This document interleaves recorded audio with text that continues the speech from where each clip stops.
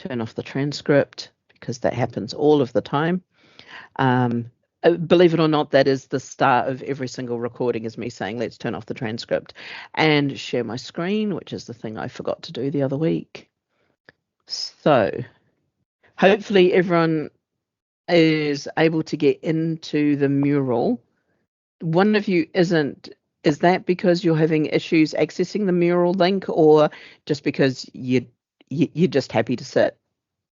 Just wanted to double check. I think that's me. I didn't realise that I needed to go into the mural as well. Sorry, I'll go in it Oh, it's now. okay. Yeah, if you can go, it just there's a couple of exercises I've got set up later. We don't need to get into it straight away. So first off, we're going to run through an icebreaker. Then I'm going to run through the plan for today, which is about I'll run through the standard housekeeping. We'll do some previously on. I'm going to do a little bit of up on the CMS.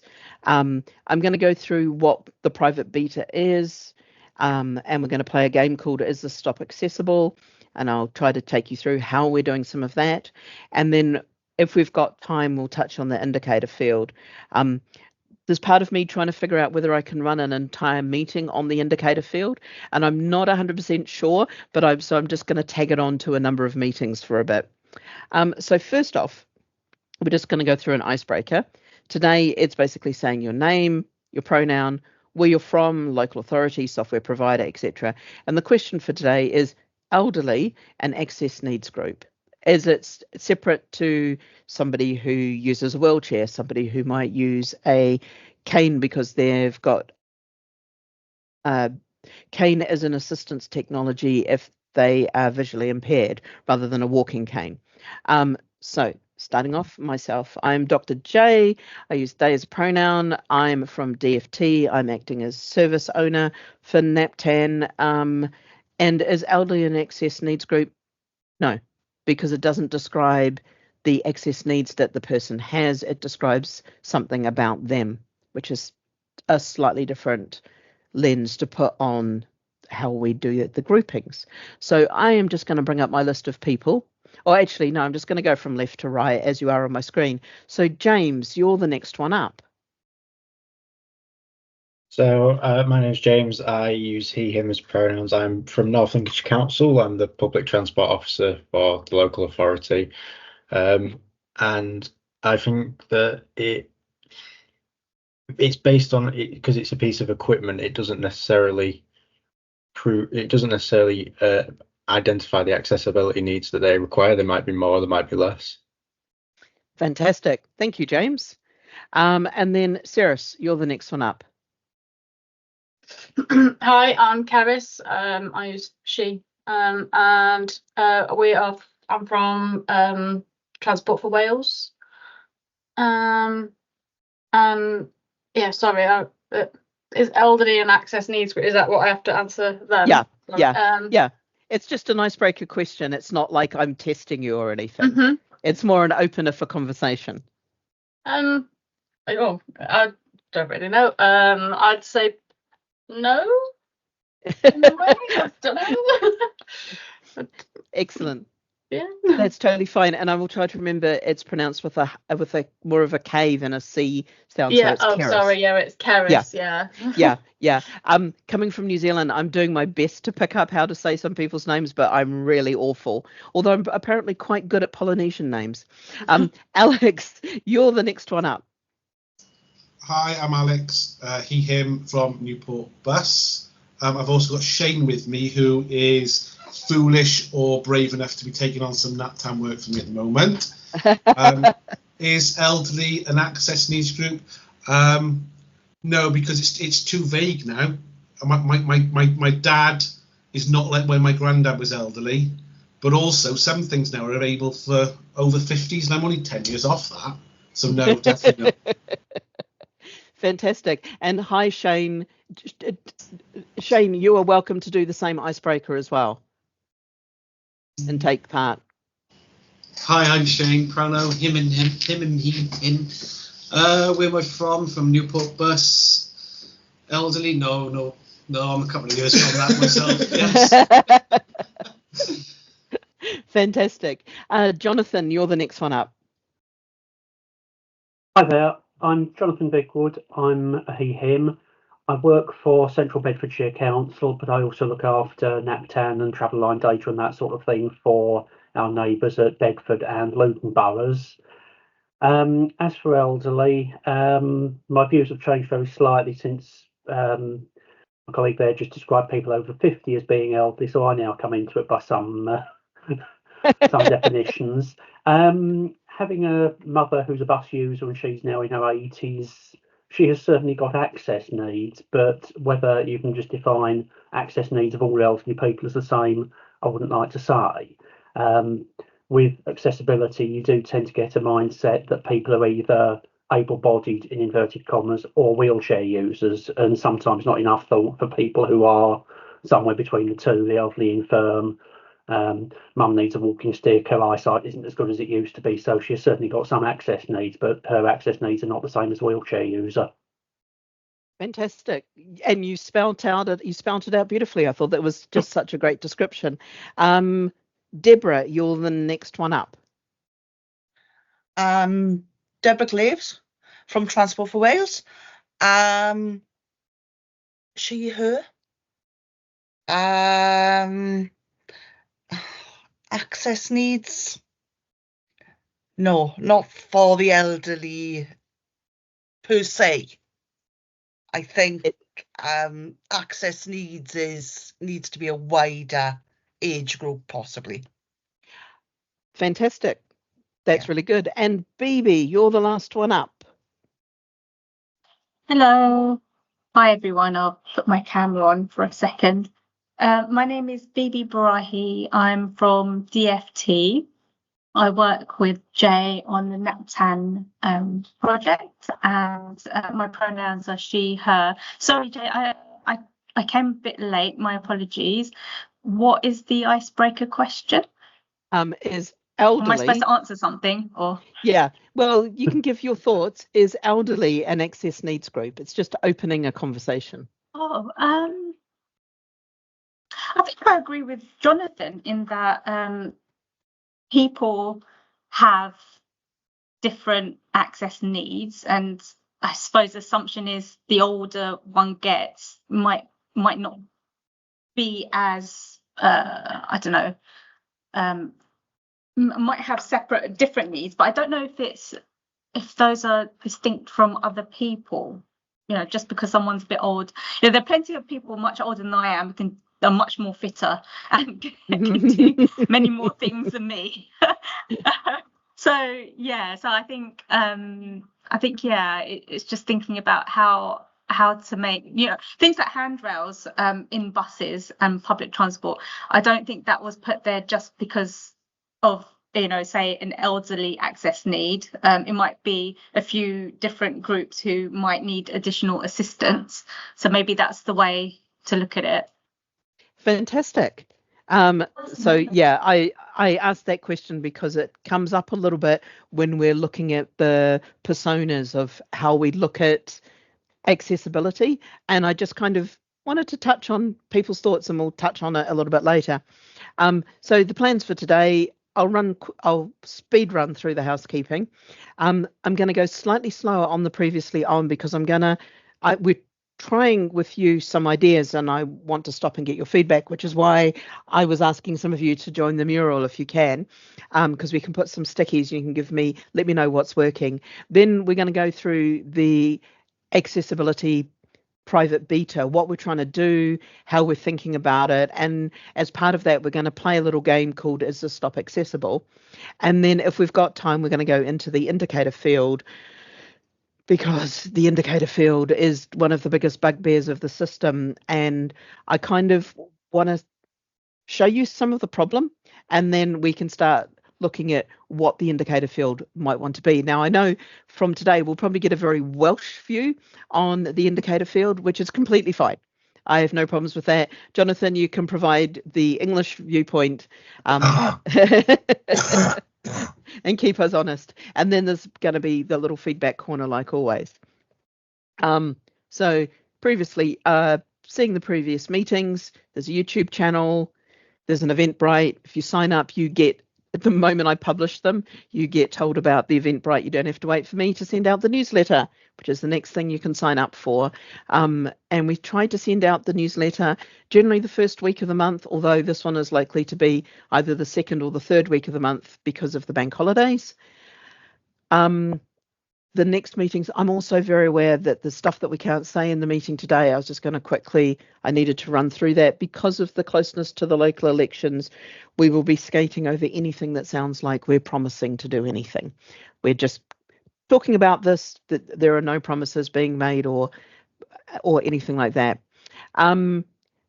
So in May, we're going to dive deeper into the new Olympic data. We're going to really look at what we've found out so far. We will have been working on it for a month or so we can run you through what we've got to, how it's looking, what questions we might still have, and give you a sense of when you could start to either contribute to it if you're a data producer, or how you might start to be able to use it if you're a data consumer. Then in June, we're going to be talking about contact forms. Sounds dreadfully dull. I promise it won't be because it's me. And then we've got July, August. Oh, by the way, July is slightly out of sequence for the Thursday meeting because I'm off for some time. I'm off for a week or so. So I just shuffled the meeting, the Thursday meeting. And then we've got August, September, October, November. There'll be no public meetings in December because it would fall on the Twixtmas and nobody's working the Twixtmas. And then there'll be one at the end of January. So you can put those dates in your diary and find out what we're talking about, or you can wait and see what we're talking about and come along. So we usually go through a section here called Previously On, where I run through the stuff that have come out of previous meetings.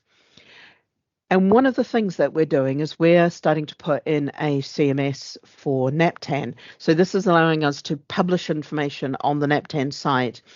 And so I wanted to show you some of the information we were thinking of publishing in kind of different ways and just get your thoughts on whether this works or this doesn't.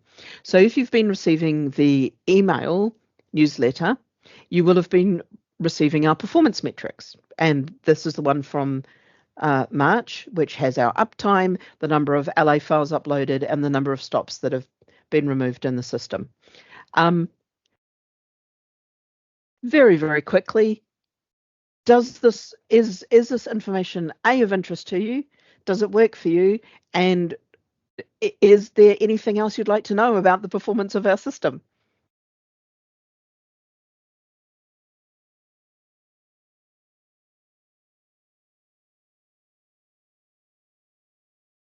If I don't hear anything, I'll just assume this is the most mint of mint information. I don't need to change a thing, and it's all magnificent. Jonathan. Yeah, can't really think of anything else that needs to be done. So yeah. So one of the things I'm thinking of doing is just having this on a page on the website as well. So if you wanted to find out about how we've been doing, and even maybe having it so that you could look at the last 6 months or more, you can just have a look back and see how we were doing, and what our uptime's been like. Although it's kind of dull because our uptime's been 100% since almost a year now, which is horrifying. Well, not horrifying.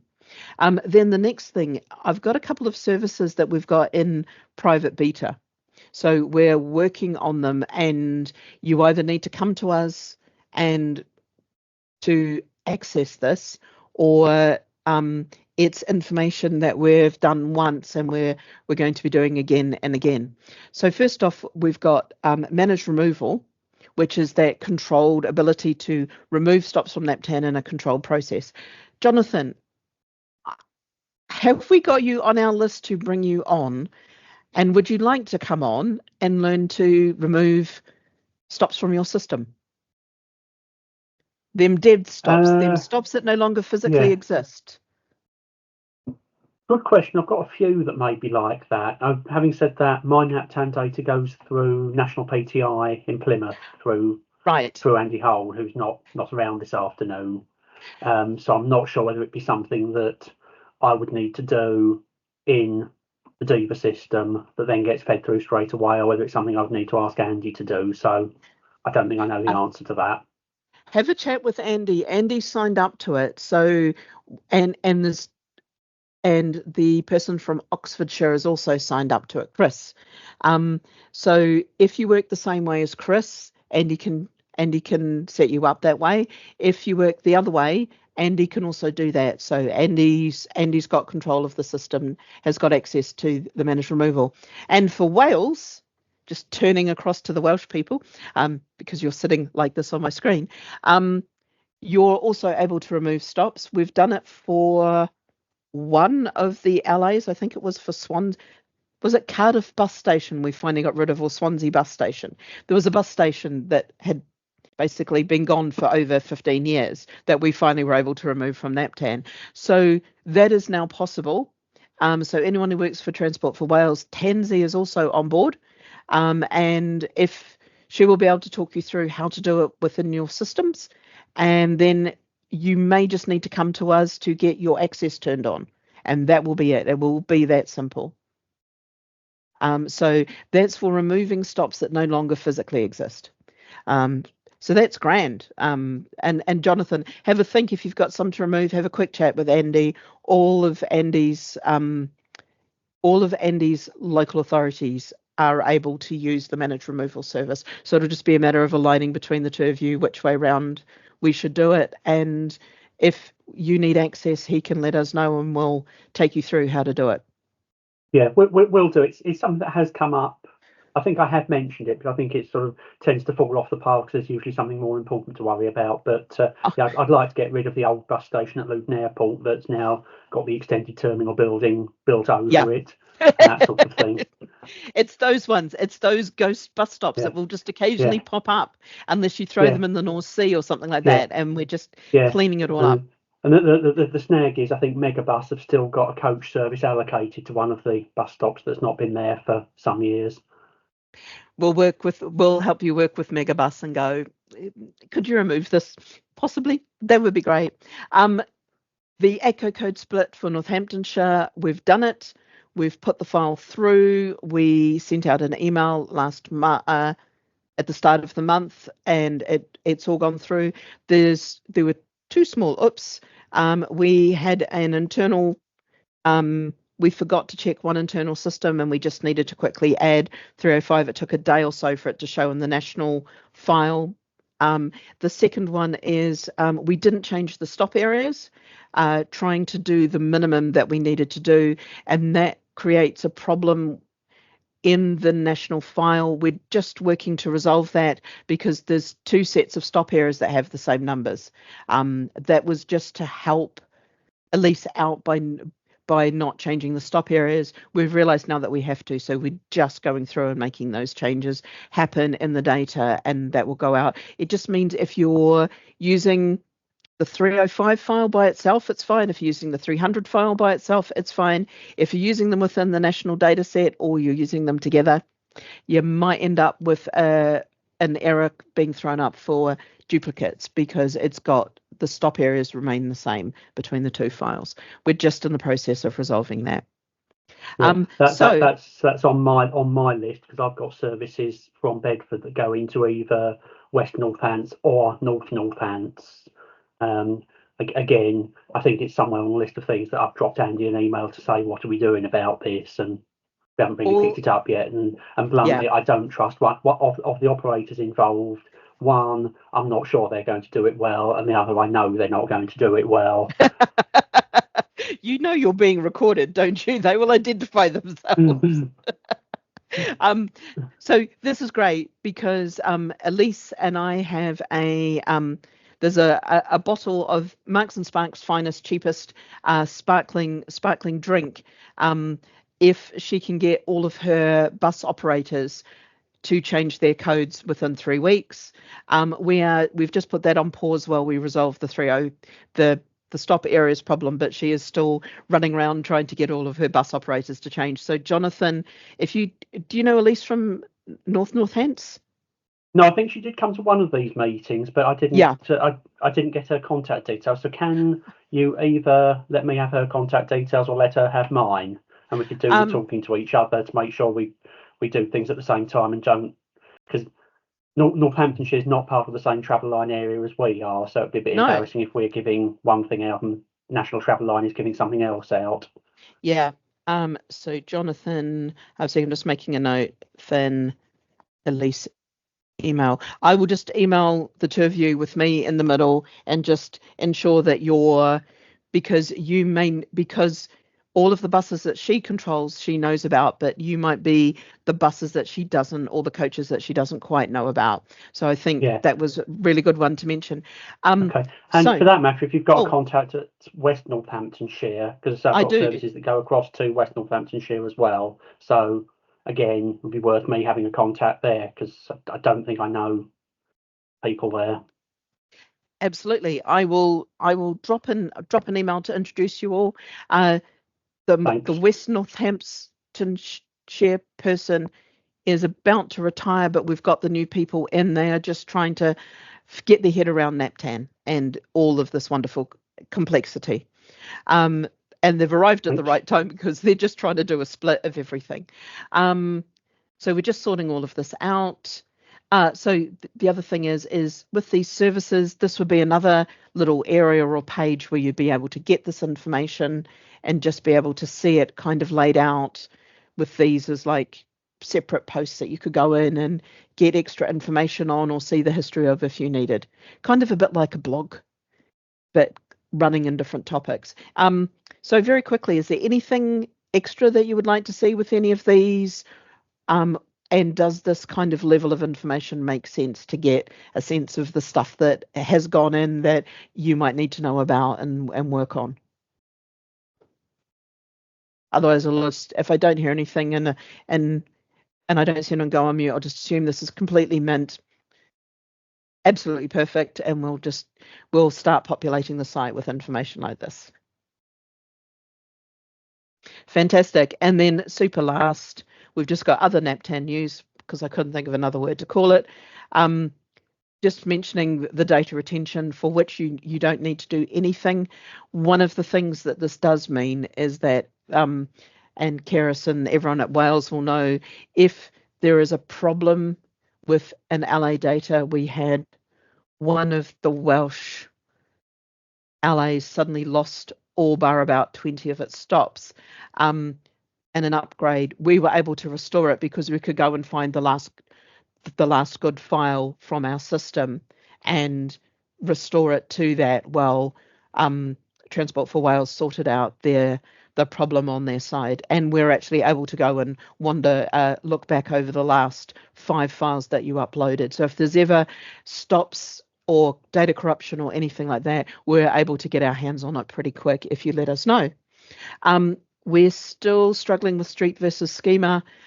I think there's a possibility of a way forward, and once I've got approval for the ways that I'm thinking of moving forward, we'll start to circulate and talk about that and get your feedback on it before we implement anything.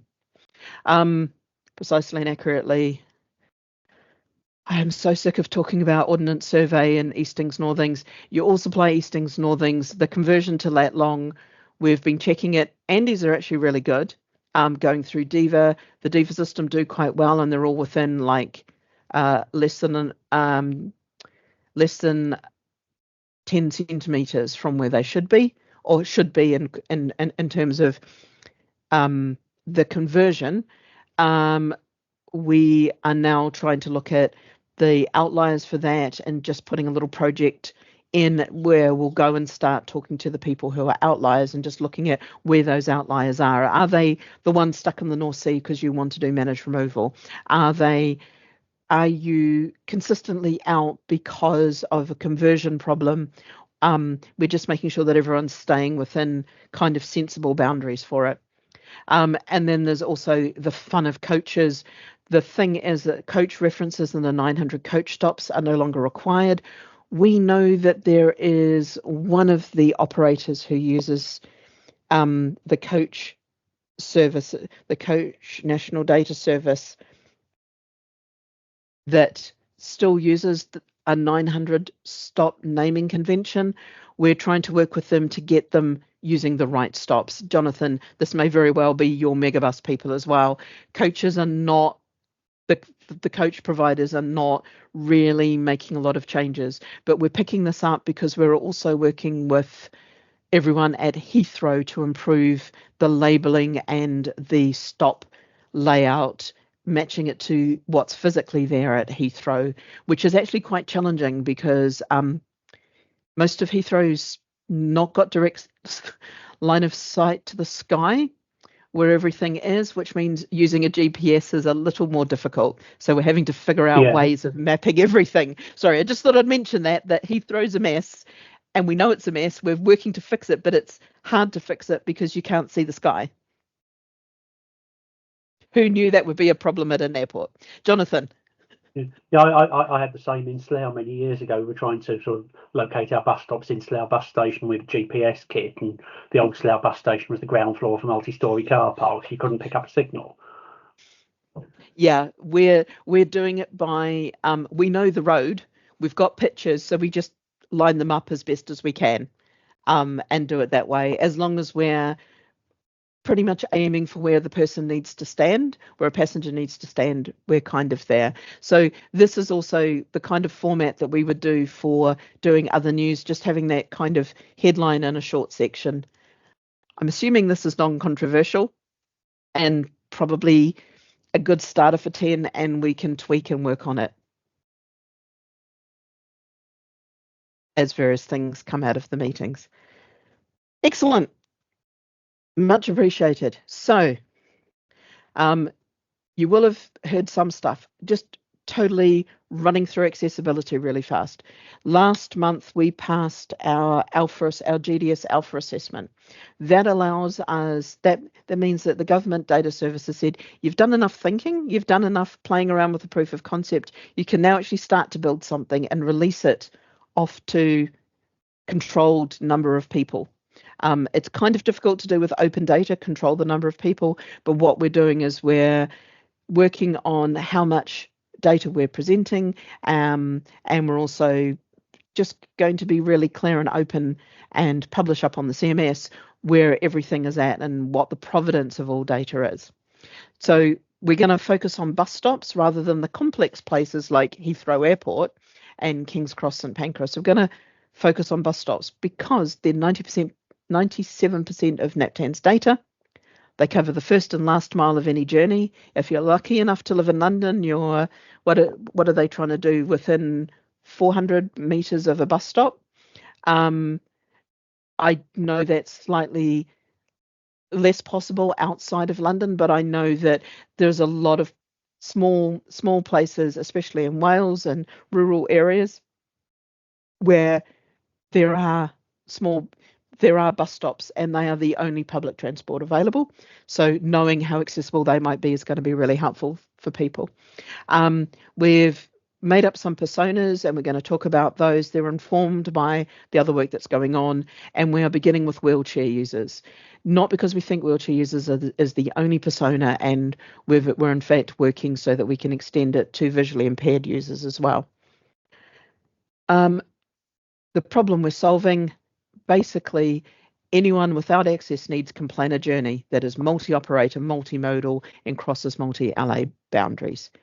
Anyone who has access needs cannot do that. And the reason they can't do that is the data might exist. It's just not published in a way that travel planners can access and that members of the public can access. So a lot of yous have street furniture data that's stuck in a system that may not be a system that you've naturally got access to. So there's all this information that exists that people can't get to, and having access to that information in a controlled layout and verified and standardized language is actually going to help travel planners create something that will allow Brenda to plan her travel using a travel planner. She can go, I want to go from Bristol to Birmingham. I want to go to these stops. I've never been there before, so I don't know what to expect at the other end. And I want to know whether or not I should hop off at this stop, that stop, or that stop, because they're all within the same distance of Beverly's house. Which one of those three might be accessible? And that's the sort of questions that we want Brenda to be able to answer, because Beverly can answer that. Beverly can look at those 3 stops and go, oh, this stop, it's a 2-minute extra walk, but the buses are more frequent. I'm going to use that one. So she has the information to have agency and autonomy on her journey. We want to give Brenda, who's in a wheelchair, exactly the same level of agency and autonomy. We can't fix the physical world, but we can help Brenda understand the physical world when she's never been there. Does that make sense to everybody as the kind of lenses and way that we're looking at it? You can give me a thumbs up, or you can throw something in the chat if this makes sense. I'm seeing a nice thumbs up from James, so thank you for that. And from Jonathan, brilliant. I will barrel along. So, scrolling up, what we need to do is we've got 2 sets of users that we're looking at. We've broken them down by the accessibility requirements that they have. We know that an electric wheelchair and a manual wheelchair have slightly different tolerances for steepness and for gaps, and we know that somebody who is visually impaired who uses a cane has slightly different requirements from someone who's visually impaired and who has a guide dog. And we want to ensure that we look at what the access needs are by what accommodations that they use. So our private beta is that we're going to have a limited journey using a travel planner. They'll be able to see the accessibility information in the travel planner for a limited number of stops and ACCO codes, and the information is minimal and might change without notice. Because this is a private beta, we're working all the time to try and improve and iterate and improve it and to bring more information across. So what are the things that we're trying to do? And these are the 2 big core things. We're trying to create, so for those who don't know, there is a data set that was created around the Olympics in 2010 and was refreshed in parts in 2016, and it was called the Olympic data set. And then we used that in our alpha and uncovered it's not actually that good. It doesn't give us the information that we need, and it's not really extensible in the way that we need it to be. So we are looking at how we create a new Olympic data set. Now, it's called New Olympic because I had to choose a name for something after the Olympic data set, and apparently Titanic, which is the ship that was after the Olympia, was not considered a good name to use. So we've just called it New Olympic, and we're going to build that across all ACCO codes. We've got a hypothesis that we're going to talk about a little bit more in this meeting around trunk and branch stops and how this might help us build this new Olympic data set and have some certainty that these stops are going to be goodly enough for somebody like Brenda to think about hopping off the bus at. And then on top of that, we need to create some kind of data pipeline for doing that. We need to create a CMS for talking about it, and we need to publish stuff on the CMS. But the main thing is around this data set and how we nut this out, how we think about this. Does that make sense to everybody? Why we're staying really focused on this data set and thinking around how this might go? Now what we're going to leap into is, what do we mean by trunk and branch? So how do we think we will create the new Olympic data? And this is something that the team's been working on for most of this month, actually, is trying to figure out how we're going to do this. We've been looking at different ways of talking about stops. We've been looking at different ways of looking at the needs for different personas, how we can understand them. We've been really focusing on this. So one of the first questions that we're going to start with is the stop marked MKD and active? If it's neither marked, if it's marked and inactive, or if it's active and not marked, it's not accessible. We know that your hail and ride stops, your flexible stops, your custom stops are generally not accessible. They're a piece of side of the road. They're a bit of the footpath. They're sometimes just a patch of grass. We know that for example, Brenda couldn't hop off there in her wheelchair safely. So these ones that are not accessible, we mark them, and we mark them as null, as no. So they're going to be or false. So it's true, false, null, and it's about how we build up to the true, false, and null. So no, false. So if we give that information to somebody, they're able to say, this bus stop, as a travel planner, I know that if somebody's asked for an accessible journey, I shouldn't represent the stop as somewhere where they could get to. Does that make sense to everybody? So it's a very easy, it's kind of an easy screen that gets us through a lot of the data quite quickly. Then our first hypothesis, we've got marked active stops. Now, those who've been to these meetings before know that just having a marked stop doesn't mean that it's going to be accessible. We know there's some marked stops that are very much not accessible, and I'm going to quickly bring up, you'll know where I'm going. Hands up if anyone can guesses that we're going to Hockeridge Wood.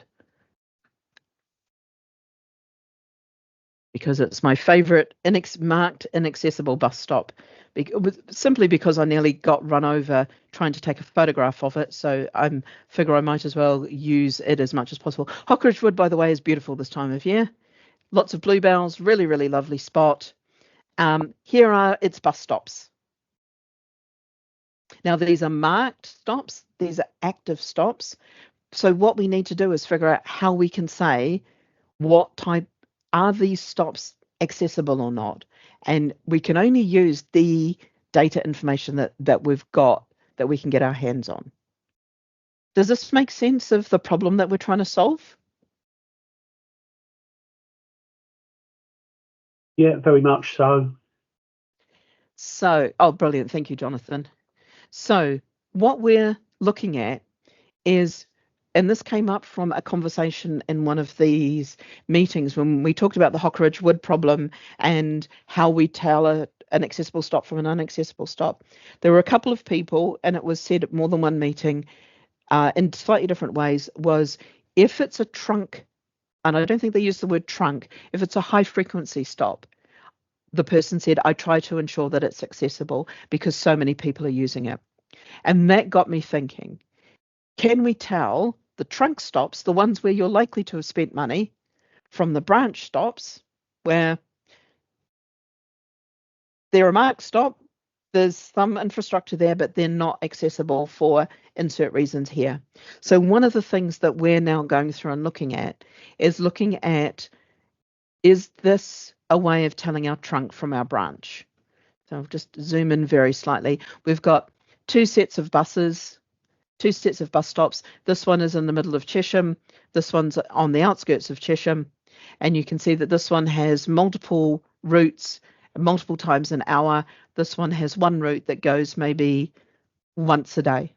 What's that? About six buses a day. So does this vibe, I'm going to use the word vibe, with the decisions that you make as local authorities around bus stops, around which bus stops you would make are more likely to have put the infrastructure in? Does that question make sense to everyone?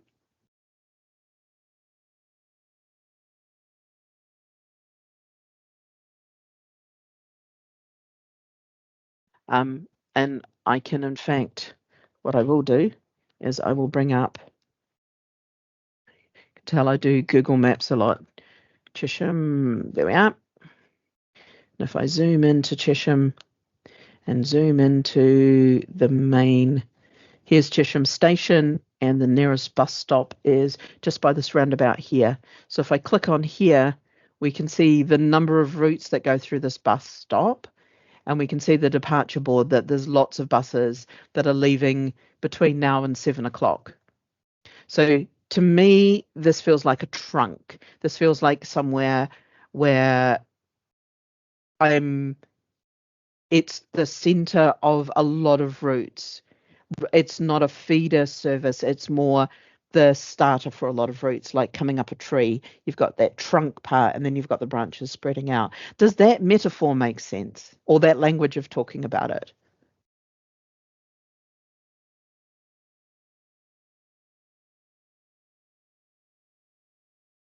Harrison, everyone from Wales is like, wow, that's a really busy stop. I've never seen a stop with so many buses at it. Jonathan, how does it feel for you? Does it feel like I would be able to find ones like this inside your areas? Yeah, I think I can see where you're going with this. And yes, I suppose in general, yes, sort of town centres and key bus routes are the ones that we're more likely to have thrown money at improvements on. Yeah, let me just find a bus. I found this one, Liverpool Road in Luton. That looks to be a fairly populated kind of bus stop. It's kind of nearish to a Sainsbury's and some stuff. It's town centre fringe. It's not. You will get people. The one on that side of the road is more sort of people will get off there because they want somewhere on that side of the town centre rather than going around the houses to get to the station interchange. Right. And I can see that it's got lots of routes and lots of buses in the next bit. So let's have a look. So I think that has got raised curbs and that sort of thing.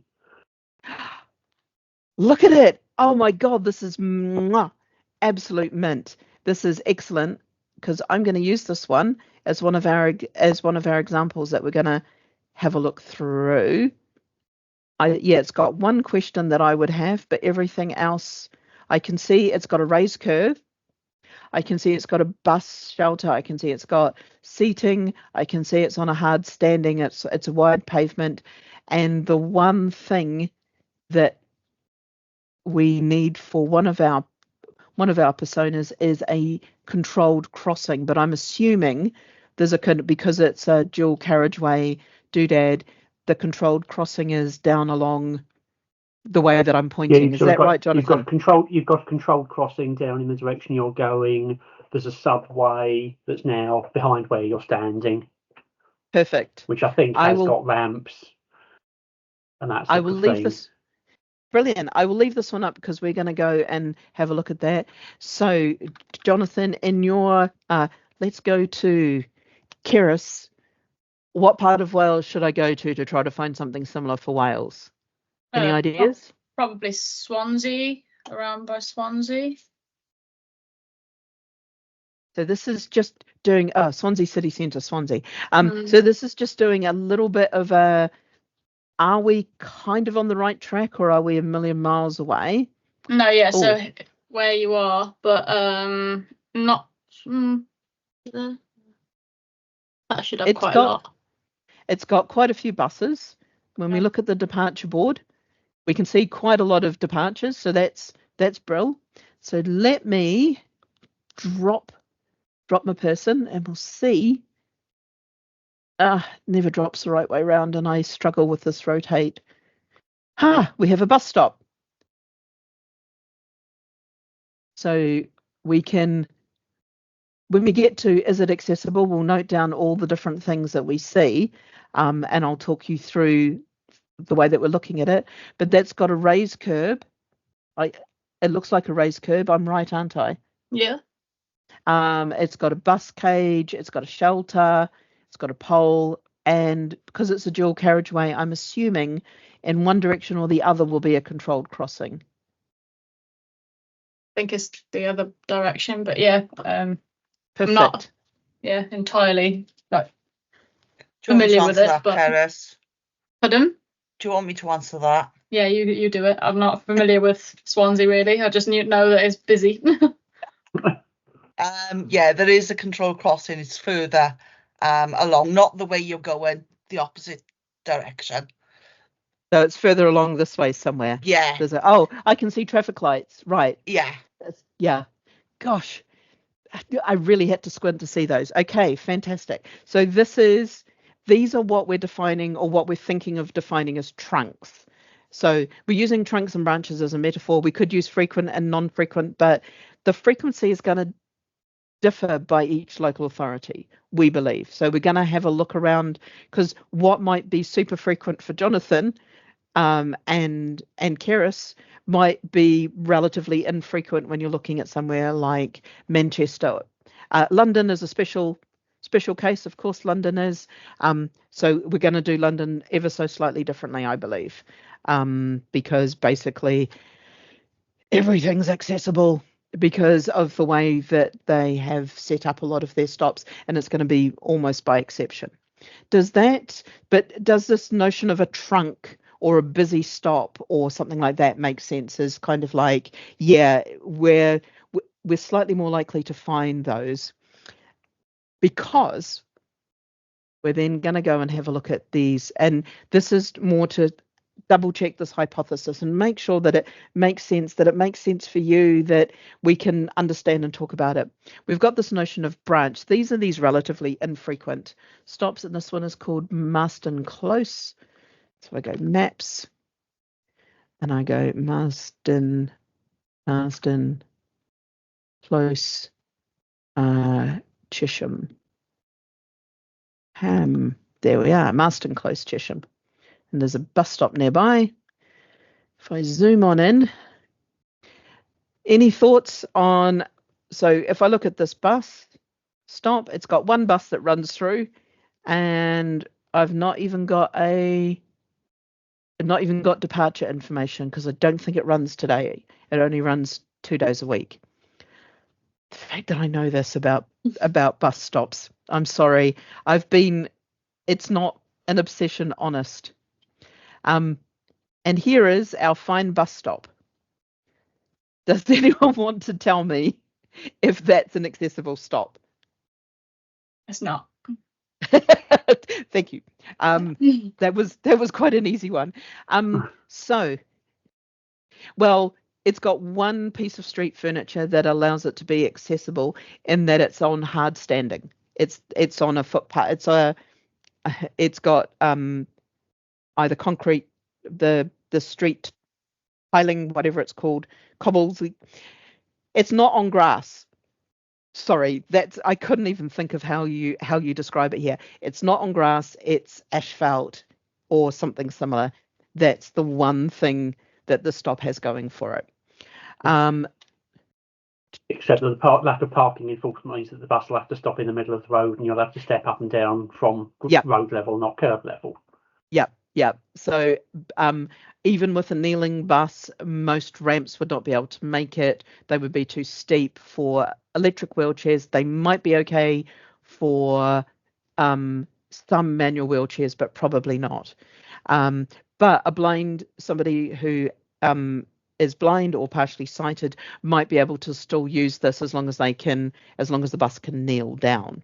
So there's a few little tweaks in there. Jonathan, I'm going to ask you for, just off the top of your head, somewhere where I should go in your Luton area or around there that would be a similar kind of out of the way, but a bus stop. Any thoughts? Well, you want something with a fairly infrequent service on an estate, right? Sort of thing. Yeah, that would be fantastic. Try sort of High Town Road, Luton. High Town Road, Luton. Right. Let's have a look. That's a selection of bus stops around there. So, let me look at this one. That's main road, so that's main road. So we need to go services. Go north rather than north. So this Kingston Road. Yeah, try that one. It's sort of departure fairly board. long established residential area, relatively infrequent bus service. And if we can find the stop, what the problem I've got is some of these stops are custom stops or hail and ride, and unfortunately Google doesn't tell me that they are. So I have to do a little bit of a search. You've I'm glad taken we'll me take you to one that's an imaginary bus stop. No, hang on, this is a bus No, stop. there's There's a a flag on flag that for the- lamppost you've just gone past. Oh, Yeah. sorry. There's a it's a marked stop because it's got a flag on a bus post. Right. There is our stop. What do we think of its quick thoughts on its accessibility? Depends if anybody's parked on it or not. Yeah, there's that. I don't think it's got a raised curb. That looks like a standard. I have now become able to visually identify all of the different curbstones that are used. The things I do for you. That is not a raised curb. That is a standard low curb. So there's no way that a bus, even with kneeling, could get a ramp down. They might be able to get a ramp down safely. Jonathan, how deeply do your buses kneel, and how long are your ramps? That is a good question. But I know in some areas they don't, because London don't do raised curbs. Yeah, you can. There are multiple schools of thought on this. I know some councils decided that sort of now low floor buses are a thing. We don't need to do raised curbs anymore. Certainly central beds we still have a tendency towards raised curbs. Luton are at an early stage of sort of trying to do something about their bus stop furniture around the network. Yeah, and I think I know in London, candidate for something better. Yeah, and I know, and this is not to say that you need to change anything. It's more just testing out that when we looked at a high frequency trunk style route, we saw something that was that, and I'll talk you through how we're looking at street furniture and then how we pull that together, and then looking at branches at these low frequency routes, we can actually see, oh, there is actually a difference between them, and then it's understanding that difference. Can we understand it enough to identify the trunk stops? Yeah. Which will be fun. I think it's going to be difficult because there's, yes, as I said, where a stop's got a lot of passengers and a lot of buses, then obviously that's going to be a priority for us improving it either in the near future or in the recent past. But you're going to have some stops on main road routes where for one reason or another it's not been possible to do anything. Yeah. Also, thinking of central Bedfordshire, there's a few new developments that have got bus services in, but it's a relatively infrequent bus service, maybe one an hour, which by mid-Bedfordshire standards is relatively frequent into urban standard. Yeah. And on that route, it's a new development, so it has been developed with decent bus stops. They've got shelters, raised curbs, and all that sort of thing. But you then get on to a couple of stops into that town. You're looking at stops like this. And that's part of it. It's going to be very difficult to do. So there's another hypothesis that we're going to play, which relies on some of the metadata being good, which is when was the bus stop created? Because we also believe that bus stops that have been created in maybe the last 5 to 7 years are more likely to have had all of the bells and whistles put on than be a sign and on a light post like this one. So this is why we're going to start with this and see where we get to, because we've got to do something, because we need a base data set to play with. And we can't just say all marked stops are accessible. So we want to kind of find a way of cutting into these marked stops are probably accessible, and we'll do some tests like this that will allow us to say whether or not we've got the right numbers and the right thinking. We've got access to quite a few data sets that we can play with. Kiris and Deborah, can we play the same game for you, maybe in Swansea, just sticking to Swansea because we know it's the same? Could you, and Deborah, you may be able to give me a place in Swansea that has less frequent buses? But I could have named one in Cardiff, but Swansea, Deb, you go. One in Cardiff is fine, Kiris. If you Heolukaf, so if you know how Heol, and then Yeah. And then the next word, UCHAF. UC. Is Yeah. that one? Yeah, and Rabina. Yeah. Excellent. So any of them should be just one bus go into it. We've got just one bus. We have a departure board. Relatively frequent, but one bus. Yeah. So let's have a look and see what it's like. This one's right beside Oh, there's the bus stop with a car just in front of it. There's one the other side as well, so it should be, yeah. There's the bus stop. So we can have a look and see how we would score this one. It's got a low and well, we talk about raised curbs. It does intersect with, are your buses low floor and able to kneel to get, because we know there are some. My team are doing this research all the time and keep sending me videos and stuff. One of the team sent me a video of a bus driver who pulled up to a low curb and lowered, like right beside the curb, there was like almost a nothing gap between the bus and the curb, and lowered so it was level. And we were like, wow, this is amazing, which is skilled bus driver. So we know that a raised curb doesn't always mean that a ramp can deploy, and it doesn't mean that a ramp is always needed. It's just more likely that you could deploy a ramp, if that makes sense. Right. So these are some really good examples. So what we're going to do is I'm going to try to get this stupid thing out the way. And I've got my examples there. So now we're going to play what street furniture we can see, because this is how we're going to understand it when we get the street furniture data. And Alex, you've got a question before I barrel on. Sorry, Dr. J. Can we give an example of a stop which is marked but is not accessible? So it's Moss Cottage, and it's in Tinton. Cottage, Tinton. Is Tin? Yeah. So if you drop that on, if you just is it this one here, Tinton Road? Yeah, go on that, and I'll direct you then. So if you drop the little person in at Moss Cottage, or if you drop it in on the stops which are lower Wingcliffe car park. Yep. And then I'll just direct you up the road a little bit there when you get on there. Okay, so if you so spin around the other way.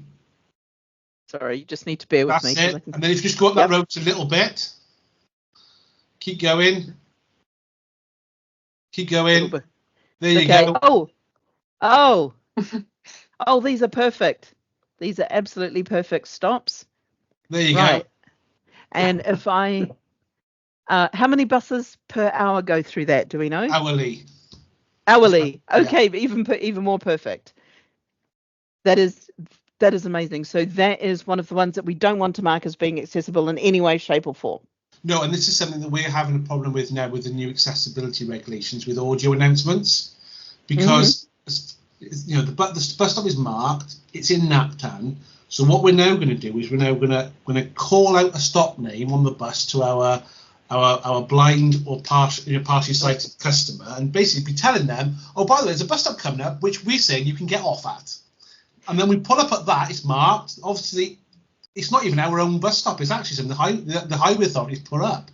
And that's our problem we're having now when it comes to what we would classify as accessible or not. Because, I mean, I wouldn't even stand there. Yeah, no, that's one of the reasons why I always use Hockridge Wood, because I stop to take some photos, and it's on a 60 mile an hour A road, not very well lit, and there's no footpath, and quite frankly, it was terrifying. Look at, and I'm just going to put this boom. Oop. I'll do it. Stop linked and announcements. Yes, because I hadn't even gone that far, because now you are providing me another data consumer that I had not considered, and I am just like, wow, I completely didn't even realize about this. Is how do we tell on the audio announcements, is this a stop accessible or not to a blind person? I think that's absolutely for visually impaired. Excuse my typing, it's hay fever season. Okay, right, impaired. Right. Alex, we might come and talk to you about how you consume NaPTAN data and give you some ideas around how we can feed you some data and make this potentially work. But I think that's going to be a bit of a question. Thank you. Really appreciate it. So we're just going to do shelter, curb, path, crossing. The path is so shelter is at that stop. Can we see a bus shelter? A curb is about the curb height. Do we have a curb, and is it of sufficient height that a bus could deploy a ramp or make itself level? So the reason for a ramp is to allow for that level access. So curb is about, is there a way to make the stop level access? Is the path onwards? Now, there's a couple of things with the path, and in fact, I will add in a second one. I'm just going to unlock this because that's going to be easier. So I'm going to do path width. Is the path wide enough to put a have a wheelchair on it? And also, is the path not grass? So you can't really deploy a wheelchair onto grass. It doesn't work that well. They tend to sink, especially electric chairs. And because grass gets muddy and all of those things. Is there anything else that people can think of that's like what you see at a bus stop that might be important? We've got other things like timetable case. We've got RTI information. Would the flag come under that? If it's the flag post or not? We can put that down. Flag, because you need to know where you are. Ultimately, Flag. Dr. J, from us, it's parking restrictions, because if there's no parking restriction, it renders all of that useless if a car's parked there. And that's the problem we have more than anything else. We've got a lot of what would tick all these boxes for accessibility, but there's no parking restrictions there, or there are, but they've been resurfaced over the years, or that they're faded or whatever, or the sign is missing, and that's the big problem for us. So, Alex, is there a difference between a parking restriction and a bus cage on the road? Yes, because you could have a bus stop on double yellow lines, which you could still load at, you could still park in if you're a blue badge holder, etc. Right. You want them all to be bus stop clearways, really. Right. Cool. So we're going to go through as a group. I'm going to, those who can access the mural, put your answers up while we look at the stop on Google Maps. I can't show both. So I'm going to try to get to, okay, so that's Hockeridge Wood. We can do Hockeridge Wood first. So we can put down what it's got and what it don't got. So stop one is Hockeridge Wood. So put down of those bits of street furniture, what you think it's got and what you think it hasn't got.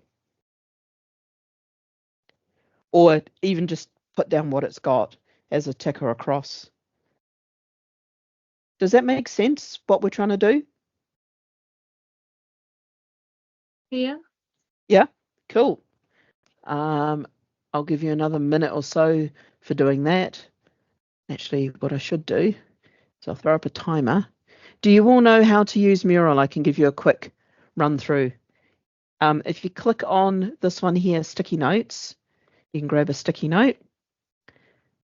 And some of you have found, so I'll put a sticky note up the top, and I'll also put a little icon that has a tick on it up the top. So you can use either of those, whichever you like, to put next to those things for that stop. And I'll just note that stop one was Hockeridge Wood. Sorry, Jonathan? I think I've moved something that I probably should have copied. Oh, it's okay. You can. The other trick is to use something, whatever you use, either the Apple key or the Alt key, and D, and that will duplicate what you've clicked on, which is actually kind of nifty. And don't worry, we can always grab things. So Hockridge Wood, which is here, and I wish Teams would get this stupid thing out of the way. Pin it, unpin it. Do you disappear? Do you disappear? Will you ever allow me to see? Yep. It's zooming in on the lovely Hockridge Wood. Did I turn on the timer? No, I forgot to turn on the timer. Right. You've now got 60 seconds remaining to let me know about the street furniture at Hockridge Wood.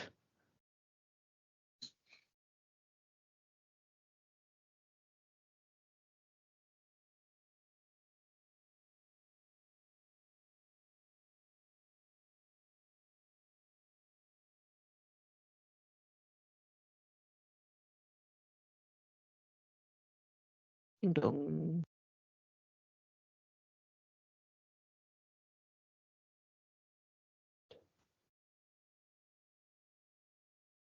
I don't want to be a reporter. I want to move you out of the way. I want to hide you. I want you not sitting across the top of my tabs. I want you at the bottom of my screen. There's got to be a way of doing this.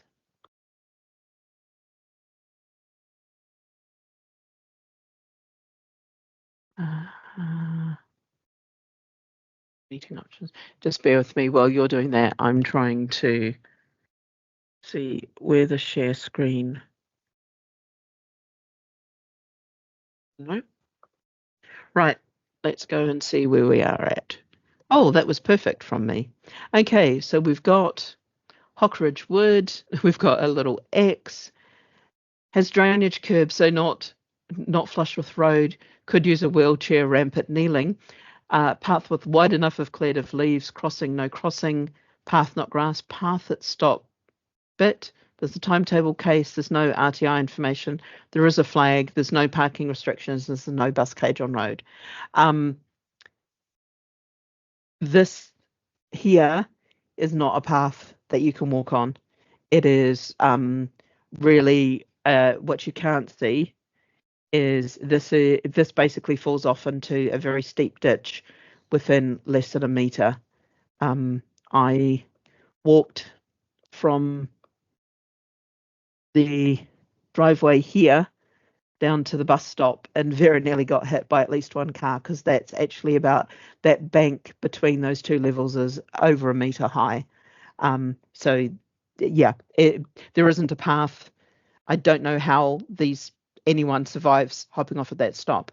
Right, if I can manage to move myself over, can I manage to? Sorry, Dr. J. If you were using that stop, where would you actually go in from and to for the, if there was a path, where would the path be going? So the path, you're going in this direction. In this direction, you're heading towards Ashley Green. You're about half a mile from Ashley Green. It's actually quite close. And if you're heading in the other direction, up the hill, you're about less than half a mile from a school and a small hamlet. And down this pathway that doesn't look like a pathway, that looks like a driveway, you actually end up into these woods where there's public paths. Public footpaths, whatever you call them. Does that make sense of where you are? So the places that you said they were near, would they have their own stops, or would I have to use this stop? So no. Regards to this thing, I'm struggling with the path. So if I get off this stop, the only place that this stop is actually of any real use for is that path behind, yeah? Yeah. Okay. Yeah. So it's a weird one to use, but I use it as an example of a marked stop that that looks vaguely accessible when you think about it, and then once you actually look closer, it's very much not. Yeah. Okay. Now, if I go to there, woohoo! I got down to Broadway, and so this is the second stop that we're going to look at. So this is Chesham Broadway. So doing the same thing, let me know all of the things that you see. By the way, this here, because it's in a little one-way system, this is a raised quite relatively controlled crossing with tactile paving. That's what I forgot to put up here. I knew there was one more.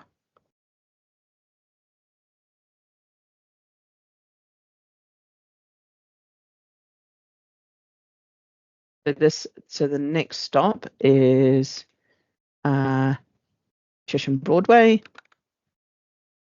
Hopefully this game is quite fun. Sorry, I'll move back. I'll put on a timer for a minute and then go to number 7. There we are. Yes, so you can give me a sense of what street furniture you see, and then we could talk about how we use that to look at our accessibility personas. How are we doing for time? Oh, we've got enough time. We could do another couple of stops if you like, just to get a sense of what street furniture you see and how we talk about it. Or would you like me to go more into how we use that street furniture information to talk about accessibility?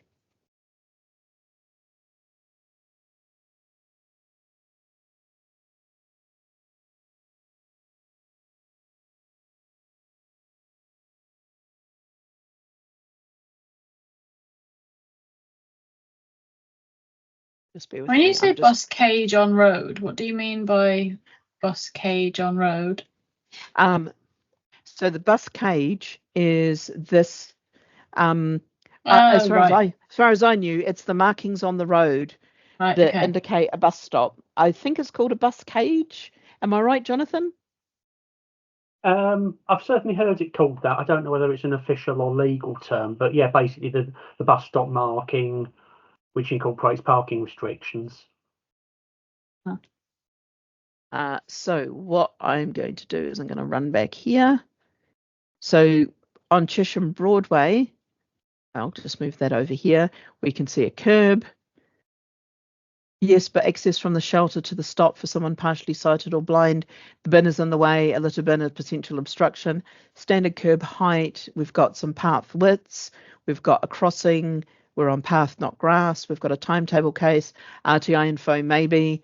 Actually, no, but it's a good thought. It's got a flag. It's got a bus cage, but with double yellow to enforce it. And it's got tactile paving. Cool. Yeah, that bus cage not long enough is a very good point. Again, sort of one place I worked in the past, since we're being recorded, I'll not say where. So somebody did come and ask me how long buses could be, and I think at that time the legal limit was 12 metres, and I said 12 metres. And I was obviously having a bad day, because usually when somebody asks me a question, I ask what they want to know for, but I didn't. So they went and created bus cages that were 12 metres long, and cars were allowed to park at each end. And I said, well, buses can't actually go sideways to get into a bus stop. It was a bit late by then. Yes. How long do bus cages actually need to be, Jonathan?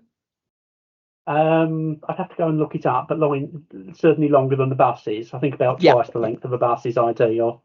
There is a very, very long-winded TfL guide to how to do bus stops, which is quite useful. I think in the public domain somewhere. Yeah, I use that a lot. TfL are great at publishing a lot of stuff. Shall we do one more stop just to get an idea? Let's do this Kingston Road one. If that one works for everyone. So let's just do a quick third stop, and I'll set a timer for a minute again, and we'll just take a minute to kind of list up the things that we see on the stop. It should be relatively quick. I'll just duplicate that, and it's called Kingston Road. Just do it. Kingston Road. Unlock. Set a timer, because you can all be doing this while I make this tidy.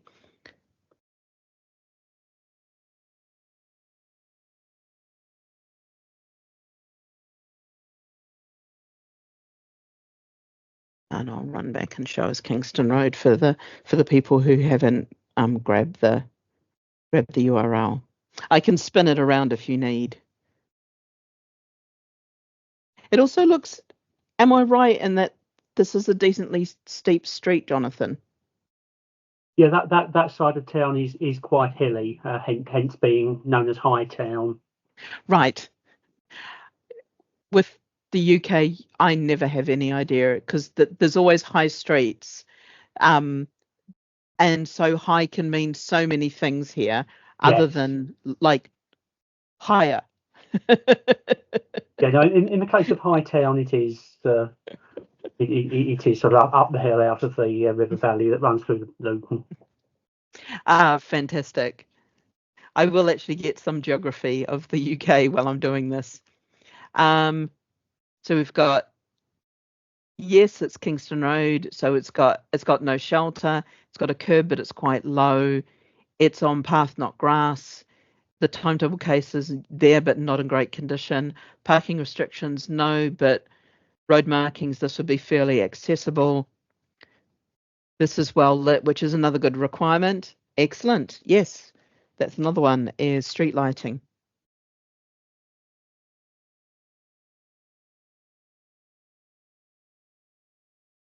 So what we do with this street furniture information is we use it to infer the accessibility. And this is one of the things that we looked at doing in the alpha, and it actually worked out reasonably well. So we're taking it into the private beta to see whether it continues to work. So what we do is we've got, if I use Moscow, we've got the musts, shoulds, coulds, and would likes for the different personas, the wheelchair users and the cane and guide dog users. And we've looked at what are the musts for them to be able to use a stop. What are the things that the street furniture that they need to have to say the stop is accessible? And so the things that we know for a wheelchair user is effectively there are three big musts, which is the curb, the path being not grass, and the path width. If those three things are all yeses, we can infer that that stop is accessible to a wheelchair user. The other thing that we have is we also have no notes. So if there's notes like, this is all great, but 20 meters down, the path disappears and there's no safe crossing, that kind of note is included in there or would negate the accessibility, if that makes sense. So that's what we did with the street furniture information we got from people. So what we're doing is we're going through and having a look at whether this frequency, if looking at these high frequency stops and doing the sort of what street furniture do we see, we can then infer the accessibility. So that then allows us to find the trunk stops, because we can say that a trunk stop is more likely to be accessible than a non-trunk stop. So we find the trunk stops and then we say this is the new Olympic data, it's a marked stop that is active, that is on a high frequency bus route or on high frequency routes, and it's more likely to be accessible than another stop that's further away or low frequency. Does that make sense as a bit of a hypothesis? Yeah. And then we're calling it probabilistic because we're not going to be able to look at every stop, because that would be insane. We're going to take a test population of the trunk stops and go, of these trunks, if we test a small number of them, we should, like 5 to 10% of them, we should see enough street furniture that we go, yeah, that's accessible. We've got the right split for this ATCO code. So what we're doing is we're building a little starter set. And our starter set, we decided to use 10% of the LAs in NaPTAN. So we've taken 14.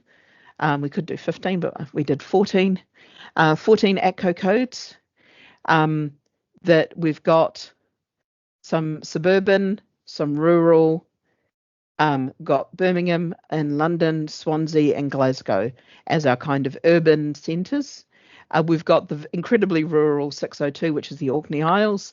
One of the reasons for using the Orkney Isles is ensuring that if they're all going to be branch, that we can very clearly show that they're all branch, if that makes sense. And there's only 68 stops that are marked and active in the Orkney Isles. Everything else is a custom stop.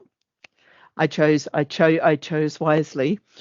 So it just allows us to have somewhere that's very, very rural that we can look through, that is hopefully going to help us develop the patterns for the other rural areas. We are only looking currently at using the NaPTAN data combined with the TNDS data around the number of routes and the frequency of buses, and seeing if that gives us enough information. If that doesn't give us enough information to make these splits, and we'll know after doing maybe 3 to 5 of these ATCO codes, then we're going to look at what other information do we need to bring in. We've got population data from Ordnance Survey. There's we could try and use some of the MPTG locality information. But I think the Ordnance Survey, because we can get the population data of the various villages, hamlets, things like that, because Ordnance Survey will tell us hamlet, village, town, suburb, city. So we can actually very, very quickly type an area and go, in this area, if they're a trunk and they're within a city, then we know they're going to be more accessible than if it's a trunk within a hamlet. So we can actually start finding those edge cases and seeing whether or not they go. Does that make sense of what we're trying to do? Yeah. So we have chosen, we've got 3 places in Wales, and I can't remember the names of any of them apart from Swansea, which I remembered to write down. So let me just do this. It is 552 and 532. So 532 is this place, Blanau Gwent, which I've classified as rural. Please tell me if you think that it's actually not rural. And 552 was, and we've got a contact at RCT who can give us their street furniture data, so we can actually start to verify with RCT some of the information that we're collecting, and see whether or not we're seeing that same split and making the same information, because the Olympic data will only be used if there's no street furniture data. So the moment we get street furniture data, it's not probabilistic, because it's about what's actually there. And we can do the same inferences actually on the data of what's been put on the street, not on, we know it's on a trunk, so we're pretty sure it's accessible. Does that make sense as a way forward as well? So our starter set and our new Olympic data is there when we don't have street furniture data yet. Yeah. Alex. Oh, thank you, Deborah. Alex, does this make sense for you as a bus operator, that kind of difference between the 2 types of data that we would serve within the one data set? Yes and no. I think it works in a big city because it's very obvious what is a main road and what's a sort of a side street. Mm. For our area, which is a lot of rural areas, well, I would really struggle where you make the differentiation between a trunk and a branch. So what we might have, and Alex, what's your ATCO? What area of Wales are you in? So we're mainly in Newport, but we also do a lot of Monmouthshire, and they probably couldn't be more different if you tried. So Monmouthshire is 553. Let me note this down, because very rural.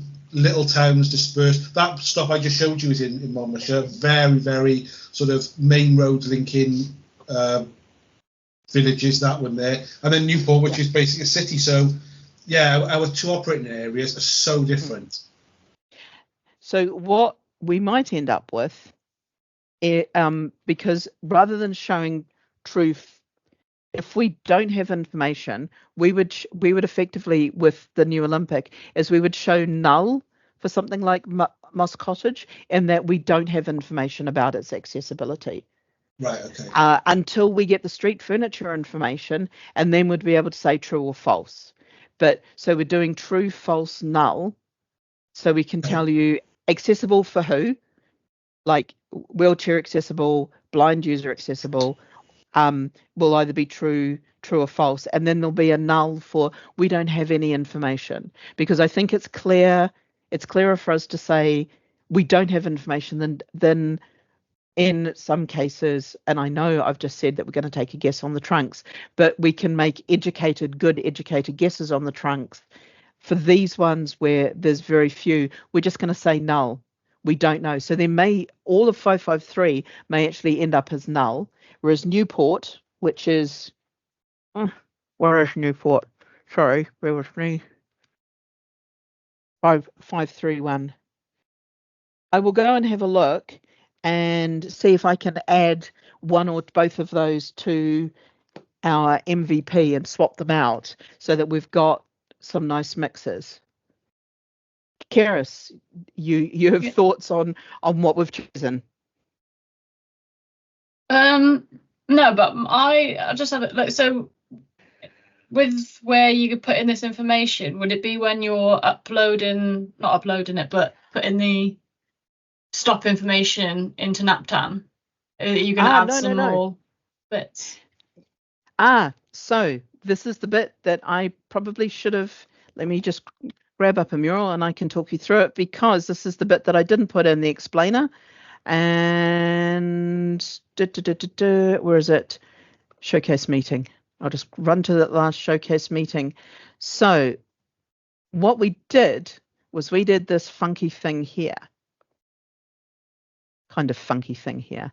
So you're a data producer. You've and you upload your NaPTAN, or you upload NaPTAN for local authorities. Mm-hmm. We don't change NaPTAN at all. That's one of the constraints that we put on the system. And I'll just find my constraints. We had 3 key constraints here, which I probably should have told you about. We cannot ask local authorities to transform any data. If you can give us data, we take the data you give us.